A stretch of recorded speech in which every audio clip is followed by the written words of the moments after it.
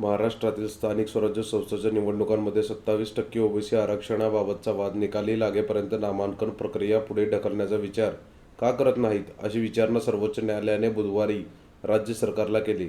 न्यायमूर्ती सूर्यकांत, उज्ज्वल भुयान आणि एन. कोटेश्वर सिंग यांच्या खंडपीठाने यासंबंधी पुढील सुनावणी 25 नोव्हेंबरला ठेवली आहे.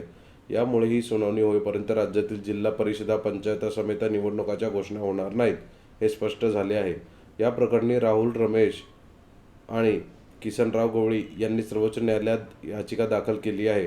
त्यावर बुधवारी सुनावणी झाली. त्यावेळी सॉलिसिटर जनरल तुषार मेहता आणि ओबीसी आरक्षणाशी संबंधित अतिरिक्त कागदपत्रे सादर करण्याची वेळ मागितल्यानंतर, आम्ही या मुद्द्यावर विचार करेपर्यंत तुम्ही नामांकन प्रक्रिया पुढे ढकलण्याचा विचार करू शकत नाही, असा सवाल खंडपीठाने केला. आरक्षणास विरोध करणाऱ्या पक्षाच्या वकिलांना निवडणूक प्रक्रिया सुरू राहिल्यास ती मागे घेता येणार नाही, असे निदर्शनास आणले.